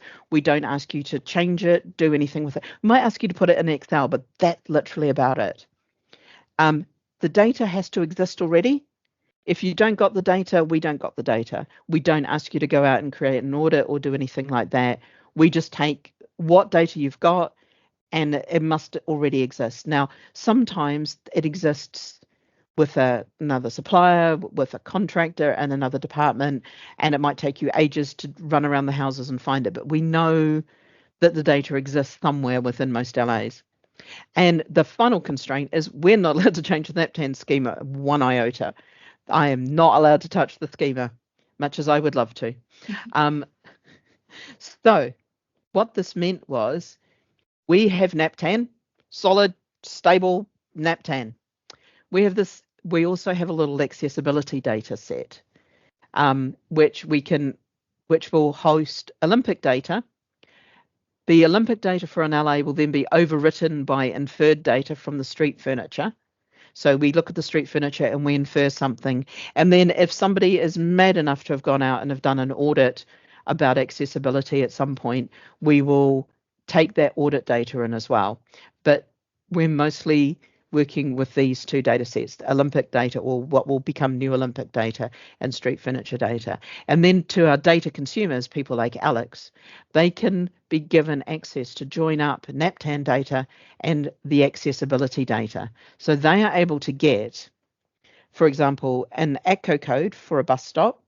They're able to get the accessibility for that bus stop for one or more of our passenger personas. So So, for example, using a stop that is relatively accessible, I think that's 8. So we'll use Dunstable Road. This has tactile paving. This is mint. This has everything I could dream of. Maybe no RTI information, but everything else seems to be there. So I'm like, great. So for the stop on Dunstable Road, I can give Alex Dunstable Road, wheelchair user, true, cane user, true, and deaf user, null, because we don't have any information about whether or not there is a button to push to whether or not there's real-time information there. Sorry, I was doing that back to front. If there's real-time information available for a deaf user to see how long it is until the bus comes or something like that. So we can give those personas along with the NaPTAN information. So Alex can then do the voiceover because he's got the information about the stop from NaPTAN and then can add in this accessibility data on the top or on the side, if that makes sense. Did I explain that well? Yeah. So yeah, it's like, yeah, we don't have to input anything else into the NaPTAN bit that we do already. So yeah. No. NaPTAN is solid, stable, untouchable. I'm not allowed to harm a hair on its chinny chin. And what we're doing is we're building like a side bay to it, a friend called accessibility, which can, but it links up because we're going to use the ATCO code to link the information, so that if you've got the ATCO code, or the NaPTAN code, but generally the ATCO code, you can then grab the accessibility information, which will be about the persona, and it'll be something like true, false, null. So for some of these stops, for example, this one, Alex, at the private beta stage, you would get null, null, null. We've got no information. Once we've got street furniture information, you would get no, no, no. Does that make sense, Alex? And for everybody? Yeah, that makes sense. Yeah, that makes sense. So what we want to do is we want to find a way to tell you the provenance of the data as well. When it was last updated, when we did this inference, whether it's part of the New Olympic set or whether it's a street furniture verified set. Because that's going to make you more or less confident about the information that we can give you as well. Sometimes there will just be nulls, because even with street furniture, there's some street furniture audits that might have been done in 2016 before the stop was built. And then the answer would still be null because we don't have information about the stop. Does that help everybody kind of understand what we're thinking about? Yeah. Yeah, it's a mind melder. Trust me, we've been mind melding on this for about a month as a team, and this is where we've got to. So I'm going to have a look at adding, or in the second tranche, adding in those other two stops, Alex, other two types, and then we'll get talking to you about how bus operators can use this information for their voiceovers to give accessibility information in the future to passengers to know, hey, here is a bus stop coming up that you could hop off at if you're blind. And how would you announce that? How would you display that? Actually, I have no clue.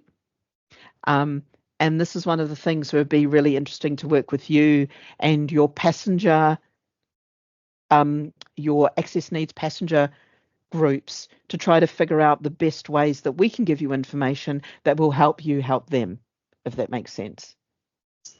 Yeah, absolutely. Because I mean, what we don't want to do as a bus operator is just to keep providing more and more and more data to passengers. We want it to be useful information, and there's a very, very thin line between those two things. So we've done some data cleansing now. We just go, yeah, we'll just shout out every name that's in the NaPTAN database. There we are, tick, and actually they're in the wrong place. They're not a stop. The stops move around the corner, the wrong name. Or actually, when we've gone out and gone, actually, do you really want to encourage somebody to get like? So you imagine you go up that road and they say the next stop is Moss Cottage, and somebody goes, "Oh, I'll ring the bell now," and I get off the bus, and the driver pulls up and they go, "No, it's all right, thanks." Mhm. Oh, absolutely. And it's a bit like the Hockridge Wood one as well, of like, yeah, when you start thinking about it, you think, oh, it'd be lovely to hop off at Hockridge Wood. Then you actually see the stop and you're like, nope, nope, nope, nope, nope. There are no lights. This is not a safe place to hop off at any time.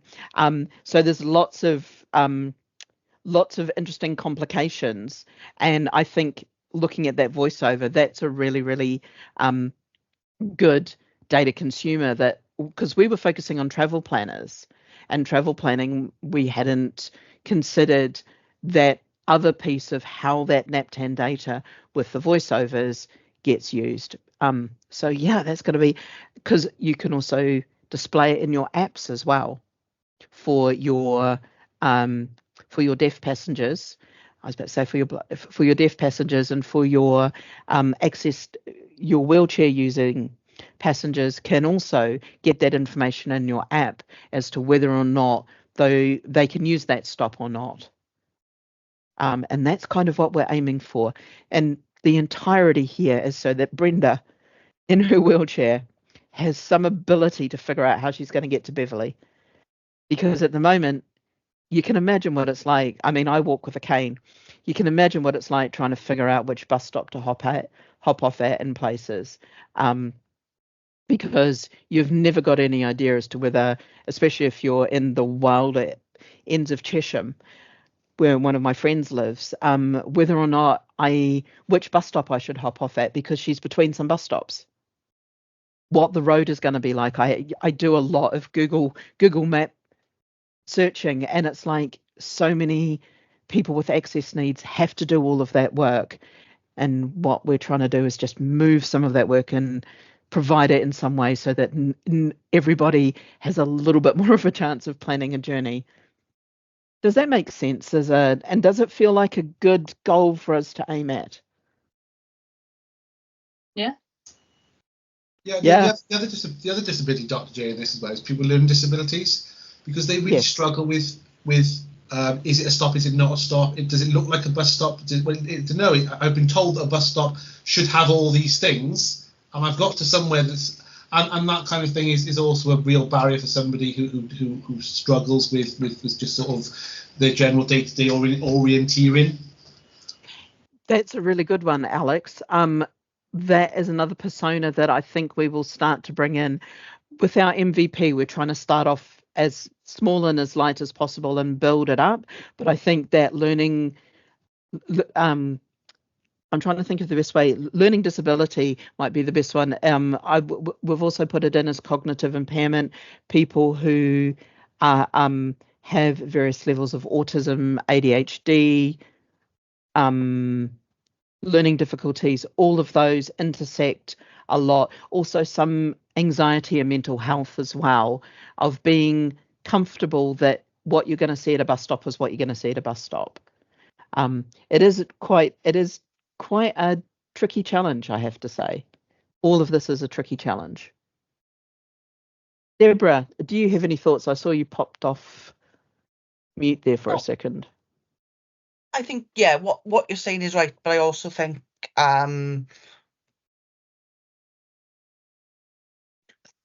the learning difficulties, getting, giving them information, and yeah, I think it's going the right way.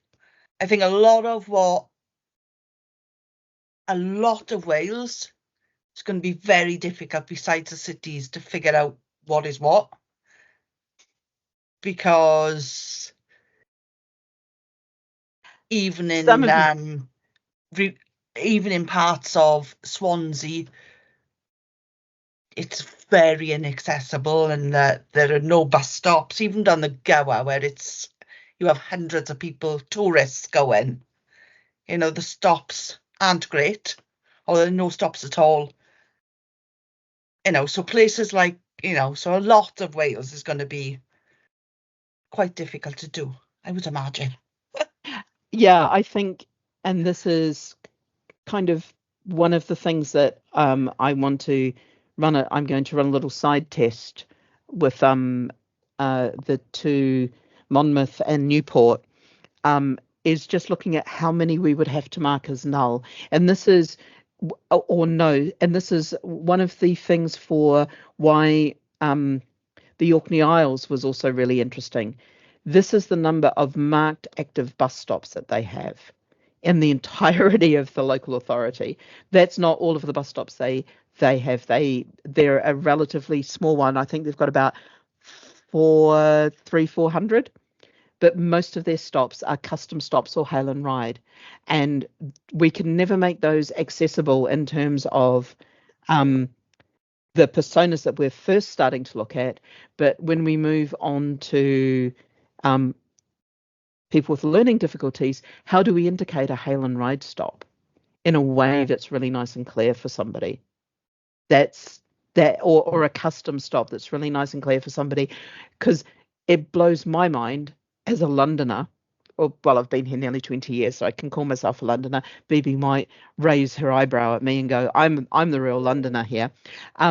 But having been here for 20 years, the notion that I could go to a part of Wales and stand on a patch of gravel beside the road at the right time and wave my arm and the bus will stop just blows my mind completely.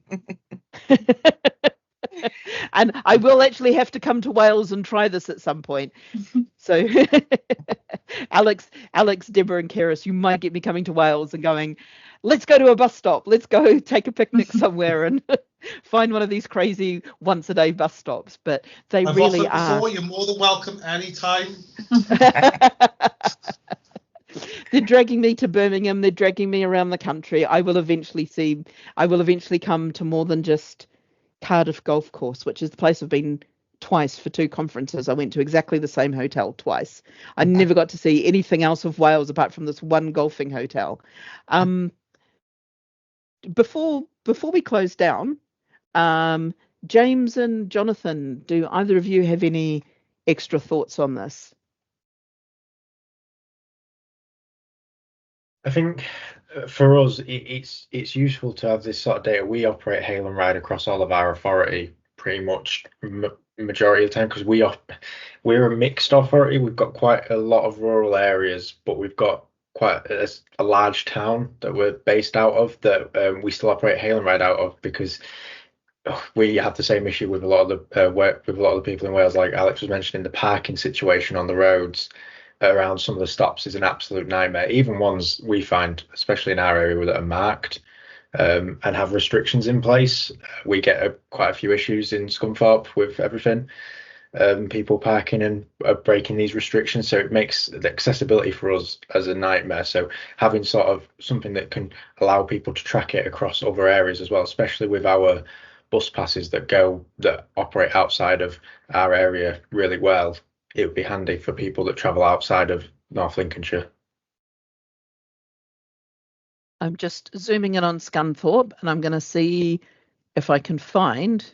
Here we are, outside Scunthorpe Station.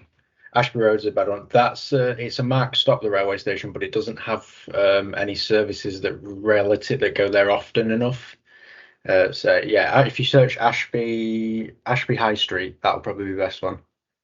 Ashby High Street, Scunthorpe. Here we are. There's a load of stops along Ashby High Street, especially just near that Home Bargains. That's probably got one of our better stops, for lack of a better word. Unfortunately, Scunthorpe leaves a lot to be desired. Oh, fantastic! Yes, I can see what you've got. Oh, that's a really nice one. I love the way I can now talk to people and go, that's a really nice stop, in such an excited voice. It's that's probably one of the nicer ones we've got, and it's very accessible. But then we have a massive disparity between that and even ones within Scunthorpe for accessibility features. I mean, we are going through an audit at the moment through our bus stop infrastructure, but still we're noticing that there's a lot that's lacking, and not because of maintenance issues or because of other things, but because we've just not had the ability to upgrade pre-existing infrastructure because it's been there since the 80s, some of it. Yeah, absolutely. So James, when you've got that that audit, that street furniture audit, that's the data that we will want to get from you. Yeah. And you don't need to do any transformation as long as it's got the ATCO code or the NaPTAN code. We can join up on either. We can take that information in, and then that's what we call the street furniture information. So total mint that you're doing that. So we'll definitely be in touch with that. So thank you. This is a really good one. Jonathan, any thoughts? Obviously, the concepts are great. I can see certainly all the arguments for doing it. It's just the difficulty of actually getting some data to you in a way that's going to be meaningful. Because the trouble is, we haven't got a formal sort of database of what infrastructure we have got, other than the basic NaPTAN data. We did get a fair chunk of money out of BSIP. We are throwing money at improving bus stops, new bus shelters, in some cases putting new raised curbs in, trying to put parking restrictions in, assuming, of course, they don't get shouted down at council level when we want to take a couple of potential car parking spaces out. But the audits we've done have tended to be sort of more on a project basis. We've sort of got a list by route of what the situation is at each stop, which is sort of initially handwritten notes, which may or may not have been transferred to Excel. Then going on from that, each stop or each group of stops has been done as a separate project. So as long as it's in Excel, finding something we can actually give you that represents the situation either now or when the project is finished, because BSIP funding is up until April next year. So a lot of the work is ongoing at the moment and will be over the next 11 months. It's a question of what we can get you in a way that's meaningful. I would say, and this is coming from what I've been getting from Elise, is even that project information, even if it's just here's the 16 stops that were worked on this part in these 3 months, and here's the other 16 stops, we can ingest that information and put it through. We don't need all of your street furniture data. We can take it in bits and pieces. I know that's going to be a bit more complicated for us and you, but even if it's in kind of the same format every time or similar even if it's just the same columns, we can take that information and use it, even if it comes in pieces. And that's one of the things that I'm trying to look at in terms of the service, as to how we can get those bits and pieces, because I know I've spent so many hours now in bus meetings. And Jonathan, if you ever want me to come along to any of your meetings, I'm more than happy to come and sit and listen to how you manage some of this stuff, because it's really useful, because it lets us think about, we don't need to have all of the data at once. We can take it as you improve stuff with your BSIP and do the pre-BSIP survey, and then figure out what you need to change, and then as it changes, just give it to us. That information's absolute mint gold. Yeah. I think the difficulty for me is I don't know exactly what information you want. So if you are trying to populate a specific set of fields in a database, if I knew what those fields were, then I could possibly feed you some information on an as and when basis. Yeah. Like most authorities, the idea of going out and doing a full audit of all our stops is just a non-starter. Yeah. Absolutely. And I'll freely admit probably too much of our infrastructure information is in either my head or my colleague who takes the lead on bus shelters and that sort of thing is in his head, which is not the best way to hold any sort of information. But as I say, so the alternatives are limited. Yes, I think DEVA can hold infrastructure information as part of the data, but we have never used it for that. Yeah. But it's just a question of how we get all these various different spreadsheets and different handwritten notes for different routes into a format that makes sense. But knowing what you want and how you want would possibly help us. So we can give you, what we'll do, which will probably be the next meeting or one of the ones a little bit later when we've got the new Olympic standing up, is we'll show you what some people have been able to give us and then what we've been able to do with it. And then, Jonathan, we can work with you with which of these models is closest to the data that you've currently got. And then we can work with that, because we're not setting up a schema. Be pleased to know we are not creating a new schema. We will just take the information, how you can give it to us, but we can provide some guidance based on, here is the information we get from Elise, for example. Here is the information we get from Joy in Hampshire, which is 200 fields. You don't need to be that complete. Here is the information we get from RCT. We can give you a sense of what we're getting from the different places, and that will hopefully help you go, oh, I can do this, but I can't do those. And it's like, yeah, that's totes fine.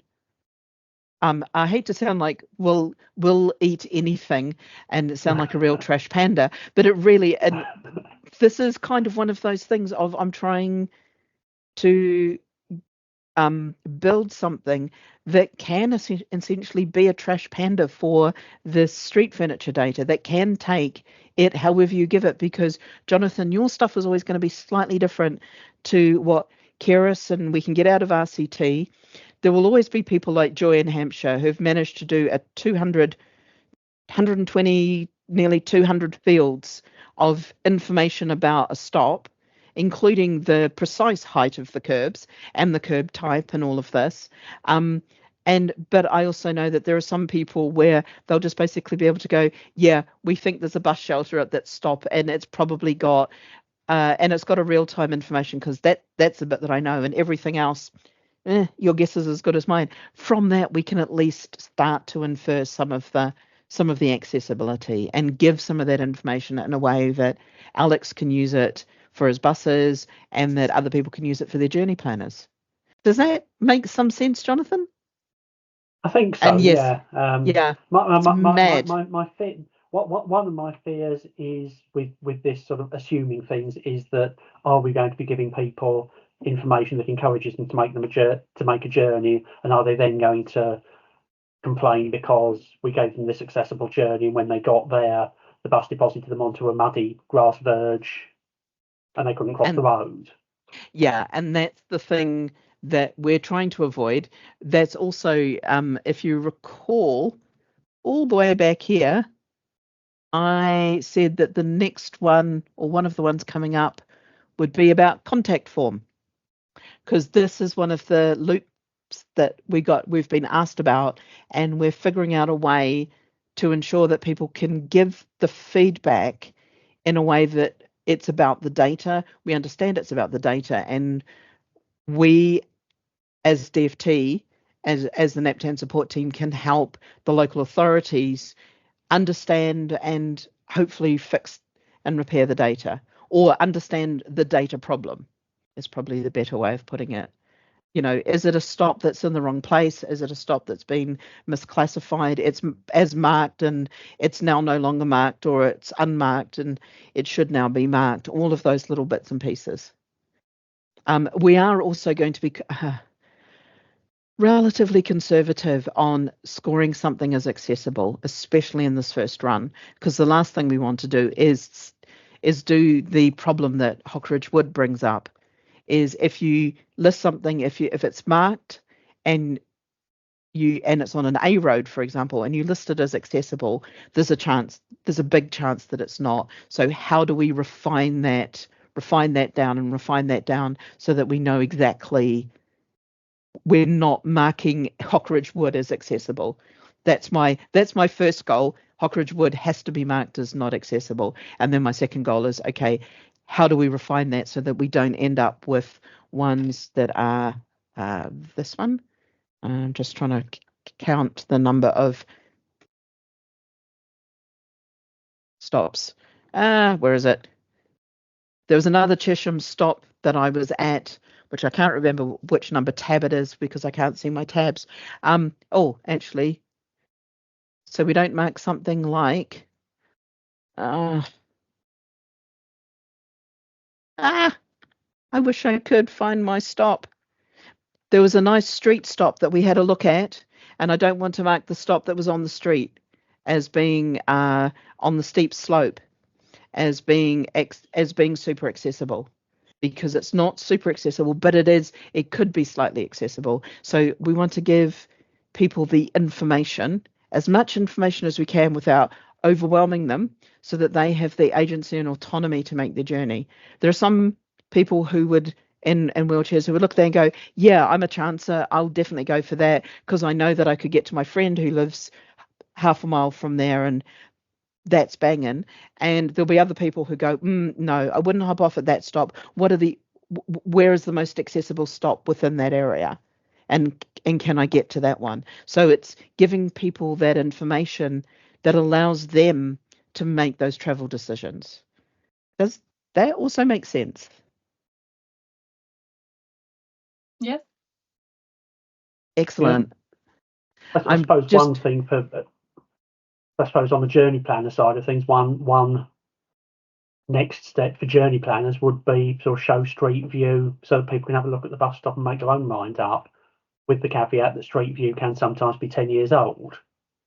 Absolutely, and that's part of it. Right, we're going to skip past indicators because we didn't have time.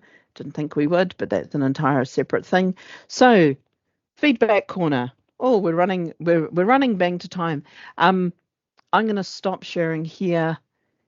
If you'd like to give me feedback on what was good and useful from the discussion today, what frustrated you, what wasn't good or useful, and what we're missing, what things should be happening, that would be completely amazing, because that's going to help me figure out what we still need to talk about, the various little threads we need to pull on with this to chase down, to not just get an MVP done, but to get those next layers of features built up on it. And then also in the little blue box is our contact details. It's got BB's email address. It's got my email address. If you need anything done with NaPTAN, message the main email address, because we now actually have somebody who looks after it, and it's not me. We've got the lovely Alex who's working his way through all of the requests that have come in. Luton may eventually end up with the Luton Airport shuttle actually being put in correctly. Jonathan, we're still it's not a rail, it's a metro, and we're still trying to figure out. I think we've got it in, but I'm not 100% sure we've got it in perfect, so we may do some tweaking on that. I think it works in Travelline Southwest. I'm not sure, sort of, because the trouble is it also doesn't run to a timetable, which makes life a little difficult, because Travelline expects everything to have a timetable. But yeah, to be honest, I'd almost forgotten that we still haven't sorted that out in NaPTAN. Oh, I'm so sorry. It's one of the puzzlers, because it actually threw us into an interesting, I'll say an interesting rabbit hole. Is it, because it is very much like the transfer train between the north and south parts of Gatwick. And then when we went and looked at how that one had been coded up, it had been coded up incorrectly, because that's coded up as a national rail station, which it patently is not. So that then got us into what is the difference between a rail station and a metro station. And there is still discussions going on, and we may need to recode a couple of those. There's a few things that need to be recoded so that they're now 940s, not 910s. They're metro, not rail. But also, one of the other things I want to do eventually, Jonathan, is to allow you to build your own 940s, because we shouldn't have to build them for you. You should just be able to go and type it in the same way as you would another site. You might need to do it via the web on the NaPTAN page, but it's just going to allow you to go and have control of it and create the stop. Because quite frankly, I don't want to be sitting there trying to figure out all of the details around Luton Airport shuttle train. which is effectively a cable car. And but I shouldn't list it as a cable car. It has been pointed out that I should not list it as a cable car because nobody would see it as a cable car. But the steepness of the slope that it goes up, it runs on a cable. The fact that I know that is just, well, actually, it's thanks to Jeff Marsh, because he went and did a thing on its opening and was talking about how it's unusual for a train and that it can go up quite a steep slope, and then explained how it could. And I'm like, that's a cable. That's a telecabine, not a train. And do I actually, and Jonathan, you could list it under your local authority as a telecabine and put it in that As way. a telly what? Give me a moment. You're going to love. If I did list it as a telecabine, I think most people's reaction would be, "What the X one of them?" Just give me 2 seconds. I will grab up a board and then reshare my screen called "What is a NaPTAN?" because I had to go through and list all of this out for our SRO, who was absolutely delighted. Hopefully you can see this. This is all the different types of public transport that should be supported by NaPTAN. So we've got buses, we've got coaches, we've got metro tram, and I need to understand the difference between a metro and a tram, light rail and private light rail. There's different types of rail, including heritage rail. She was absolutely delighted to find out that we literally own steam trains. There are ferries, there are taxis, there is airports, and there are telecabines. So telecabines is any type of vehicle via a cable.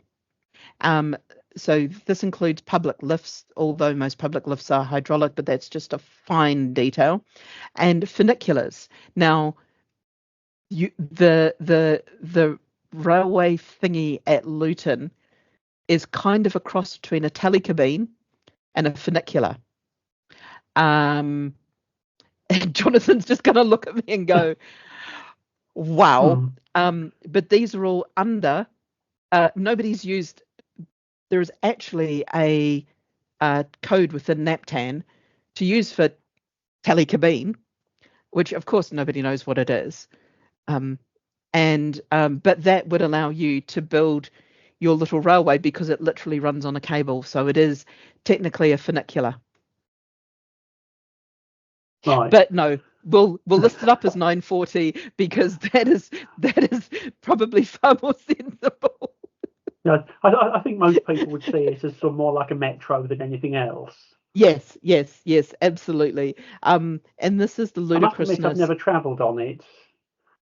There were some days for sort of free test runs, but sort of since I live quite some distance away from Bedfordshire, I couldn't quite justify going up there just to have a play on it, and I'm not going to pay however much it is to travel on it. Now it's open. There's part of me going, I would love to go travel. I have done the cable car, what is it, Emirates Air, whatever it's called now, the IFS Cloud, the cable car across the Thames out by the O2. I've done that. It is listed in NaPTAN as an underground, which is the most hilarious underground moment that I have ever seen. And this is part of the craziness of NaPTAN and part of trying to figure out how we get a little bit more sanity on some of this, because even though it's listed as an underground, all the entrances are listed as underground entrances, and it's listed as two TfL stops, not two 940 stops. It's bonkers, absolutely bonkers. And these are the things that now we can do managed removal. I'm going to start to have a look at how we can make better use of what we've got in NaPTAN and what we can resort. And should telecabine just be completely withdrawn, or is knowing that there are public lifts actually really useful? For example, in London by Bank and Monument Station, there's a couple of public lifts which are outside of the underground stations that are provided by different buildings. They're accessible from the street, and they're essentially a lift to take you what you would normally have to climb like 4 or 5 flights of stairs. And I'm like, these are lifesavers for me with my stick and my legs, being able to quickly get to a friend's house. But it should be listed in NaPTAN, but it's not, because it would allow people to do proper pathways routes to how to get from one place to another, because there's actually no listable step-free route from the bus station, from the bus stop to my friend's house, unless you know that there's a public lift that drops you down to the street below on this which, and rather than running down climbing down 5 flights of stairs, and you can just walk around the corner. It's one of those things that if we want to do proper accessible routes around stations and around cities, these things need to be in there. That's Jay's rant for the day. Sorry, I will stop sharing again. Keris, sorry. Yeah. I just saw you come off mute. I was just going to say, I'll give you the last word and then we'll wrap up. Mm-hmm. Oh, sorry. Was I don't know if I wasn't saying anything. I think I've been on mute for a while. I was, might have just moved in my seat. No worries. So I'm just going to say thank you we've run like 10 minutes over. Thank you everyone for your time and your input and your energy on this. It's brilliant to get this feedback. It's brilliant to get those ideas. Jonathan, everybody, I'll get people in contact with you. I've got some notes of people that I need to link up, Jonathan, with Elise.